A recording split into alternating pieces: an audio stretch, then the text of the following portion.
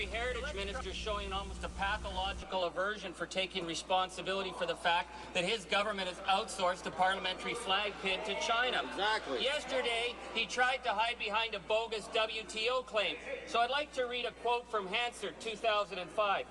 Why is the minister hiding behind WTO agreements as his excuse for selling off the Canadian flag? Is it because he's too lazy to read the agreement? Maybe it's too complicated. Or maybe it has too many words. Do you know who said that? Former Conservative MP Rahim Jafar. Whoa! So why the hypocrisy? Whoa! Honourable Minister of Canadian Heritage. Order. Well, Mr. Speaker, I think Canadians are getting a little sick and tired of this one trick from the one-trick pony of Timmins-James Bay.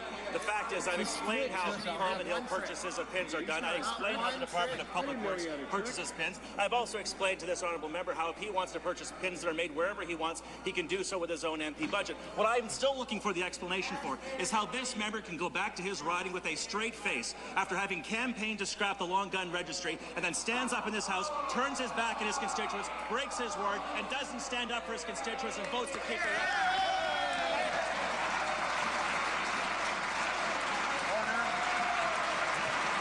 Order.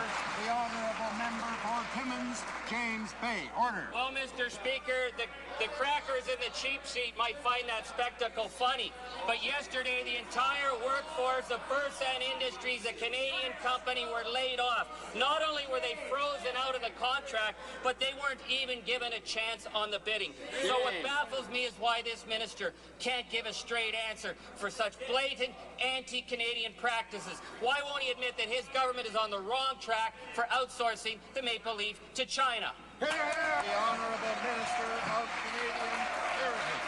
Order. I've explained the policy, Mr. Speaker. If he doesn't get it by now, he never will. But the fact is, Mr. Speaker, if he wants to talk about standing up for the manufacturing sector, perhaps he can stand up in this House and explain why he said he was going to vote against the budget before he even read the budget. Perhaps he can stand in this House and explain why he campaigns in 2004, 2006, 2008, saying, I will go to Ottawa, be an independent voice, and I will stand up and vote against the long gun registry. Last week, he showed his true colors by not standing up for his constituents, breaking his word with his voters, and continuing the NDP legacy of turning their backs when it comes to standing up for rural Canadians.